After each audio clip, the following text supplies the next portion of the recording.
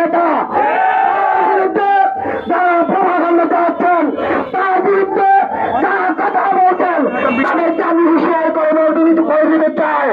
NCP বলল, তোমাদেরকে আমরা সম্মান করে তোমাদের উদ্দেশ্য বলতে চাই, তোমাদের রাজনৈতিক দল নেই বয়স হয়েছে, তাতে বহুগুণ আমাদের নেতা কর্মীরা কারাগারে ছিল। আমাদের নেতৃবৃন্দ, বিএনপির নেতৃবৃন্দ, ছাত্রদলের নেতৃবৃন্দ যারা নির্যাতনের শিকার হয়ে দীর্ঘ 17 বছর মামলার শিকার হয়েছে, হামলার শিকার হয়েছে, খুনের শিকার হয়েছে, তার বিনিময়ে জুলাই গণঅভ্যুত্থান ঘটেছে। বন্ধুরা আমার, এই জুলাই গণঅভ্যুত্থান কারো একার না। এই জুলাই গণঅভ্যুত্থানে সর্বস্তর নেতা কর্মী উপস্থিত ছিলেন, সর্বস্তর জনতা উপস্থিত ছিলেন, সর্বস্তর ব্যবসায়ী উপস্থিত ছিলেন।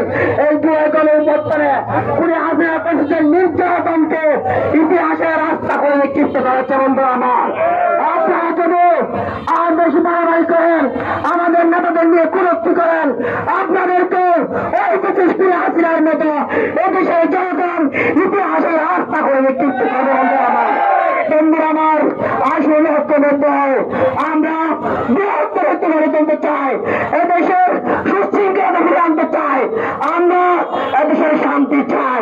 আর আপনারা আসুন, শান্তির লক্ষ্যে কোন প্রভাকাণ্ডা চাইলে, কোন মিথ্যাচার করে এদেশে শান্তি প্রতিষ্ঠিত করা যাবে না, যাবে না, যাবে না। বন্ধুরা আমার, আসুন আমরা উদ্যুত এবং সত্য ত্যাগ করে বৃহত্তর সত্যে ঐক্য গড়ে তুলি।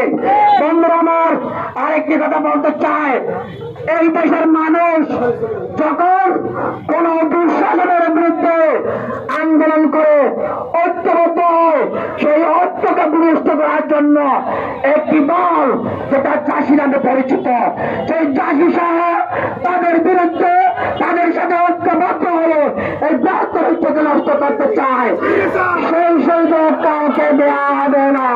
বন্ধুরা আমার, সকলকে দেশ দিয়ে আমাদের নেতা বিএনপির ভারপ্রাপ্ত চেয়ারম্যান জনাব তারেক রহমান এদেশের মাটিতে অচিরেই ফিরবেন।